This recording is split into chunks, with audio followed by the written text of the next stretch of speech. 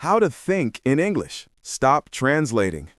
You know that moment when you're trying to speak English, but your brain is stuck translating every single word from your language? Like your mouth is ready, but your brain is holding a little meeting first. Wait, how do we say this? Oh no, wrong grammar. Hold up, don't speak yet. And by the time you finish, the conversation has already moved on. Painful, right? Don't worry, you're not alone. Almost every English learner goes through this. It feels natural to translate it first, but here's the thing. If you always translate, you'll always sound slow and unsure. It's like trying to run with heavy boots. You can move, but not fast, and definitely not smooth. The good news? You don't have to live in that translation prison forever. You can actually train your brain to think directly in English. Imagine hearing a question and answering right away without that pause. Imagine your brain switching to English mode automatically. That's when English starts to feel natural and fun. And in this video, I'll show you exactly how to get there. We'll go step by step through 4 big chapters with simple tips and exercises you can practice every day. No fancy grammar lessons, no boring textbook drills, just practical stuff that actually works. So stick with me, and by the end of this video, you'll know how to stop translating and finally start thinking in English. Chapter 1. Why translating in your head slows you down. Okay, let's be real. Translating in your head feels safe. You hear something in English, you quickly flip it into your language, then flip your answer back into English. Sounds logical, right? But here's the problem. It's slow. Like painfully slow. Imagine this. You're at a restaurant abroad. The waiter asks, "What would you like to order?" In your brain, step 1, translate it. Step 2, think of your answer in your language. Step 3, translate it back into English. By the time you finally say, chicken, please, the waiter is already serving dessert to someone else. Awkward. And it's not just about speed. Languages don't match word for word. Maybe in your language you'd say, "I have hunger." But in English, we say, "I'm hungry." If you always translate, you'll keep making weird sentences that don't sound natural. Here's the truth. Thinking in English isn't about knowing a million words or being a grammar genius. It's about training your brain like a muscle. The more you practice direct thinking in English, the less your brain will depend on your native language as a middle step.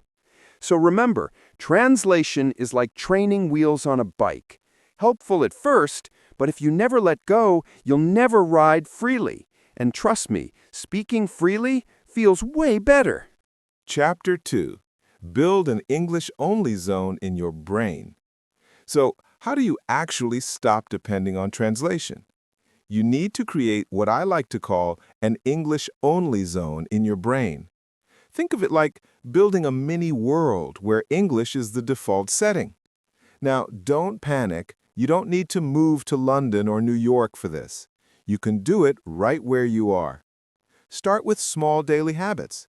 For example, change your phone's language to English. Yes, at first you'll press the wrong button 100 times, but guess what? Your brain will adapt.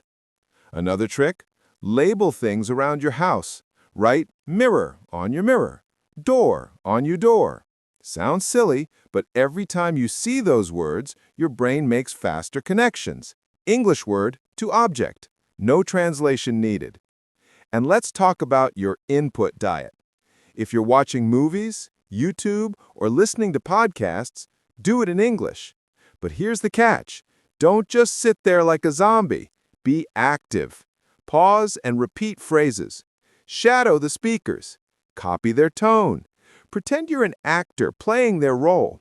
It feels weird at first, but it's powerful. Exercise for you. Start an English diary. Just 3 to 5 sentences every day about your life. Keep it simple. Today I ate pizza. It was delicious. The rule? No translation. Just use the English you know. Little by little, your English-only zone will grow. And the bigger it gets, the smaller translation becomes. Chapter 3. Train your brain to react in English. All right, now it's time to actually train your brain. Think of this like going to the gym, but instead of lifting weights, you're lifting words. The goal? React in English instantly, without the middle step of translation. Here's the first trick: fast association. See a chair? Think chair. Don't let your brain whisper the word in your native language first. Same with colors, objects, even emotions. Train your brain to connect English, idea, directly. Second trick, visualization. When you learn a new word, don't picture the translation. Picture the thing itself. If you learn the word apple, imagine a shiny red apple in your hand. If it's happy, think of yourself smiling after finishing a pizza. Direct connection, no middleman. Now, let's talk speaking hacks. One of my favorites is self-talk. Describe what you're doing in English, even if it's super simple, like, I'm making coffee. The coffee smells good. You sound a little crazy, but hey, it works. And if you want to level up, try this game, the 5-second response challenge. Ask yourself random questions like, what's your favorite food? Or, what would you do if it rained tomorrow? You've got 5 seconds to answer, in English only. No time for translation, just react. The more you practice these drills, the faster your brain builds English reflexes. And trust me, once your brain starts firing in English automatically, conversations feel a lot smoother and way less stressful. Chapter 4. Keep the momentum. From thinking to speaking naturally. So now you've started building that English-only zone and training your brain to react faster. The last step is simple but super important. Keep the momentum. Here's the thing. Your brain learns through consistency, not perfection. A lot of learners get stuck because they want every sentence to be perfect before speaking. But honestly, perfection is the enemy here. Mistakes are proof that you're practicing. Think about kids. They make mistakes all the time, but they still learn because they don't stop to translate or overthink. So your job is to keep going even if you mess up. Make English part of your daily life. Narrate your morning routine. Chat with yourself while walking, or even argue with your cat in English. Don't worry, the cat won't judge you. Another tip? Practice with people. Join English groups online, talk with a language partner, or even use apps with voice chats. But remember, don't focus on memorizing big word lists. Focus on thinking in English during those conversations. Here's a challenge for you. Try the 24-hour English mindset. Pick one day a week and tell yourself, today I will think only in English. From brushing your teeth to ordering food, do it all in your head in English. At first, it feels tough, but soon it becomes natural. The more you practice like this, the smoother your English thoughts and your speech will flow.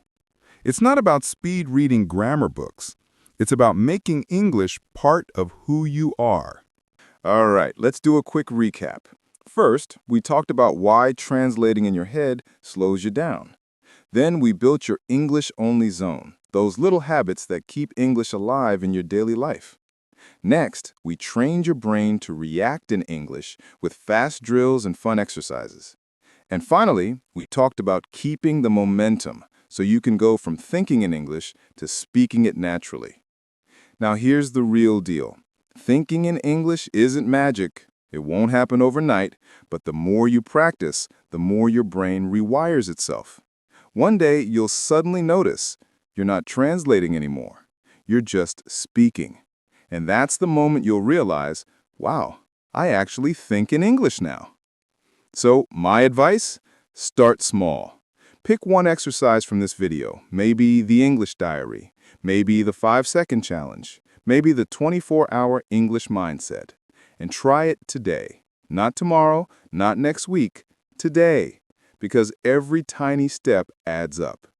And hey, If this video helped you, do me a favor. Hit the like button so more learners can find it. Comment below and tell me which exercise you're going to try first. I'd love to hear it. And of course, don't forget to subscribe if you want more practical English tips without all the boring textbook stuff. Remember, the goal isn't perfect English. It's living in English. Step by step, thought by thought, you'll get there. And when you do, you'll wonder why you ever translated in the first place.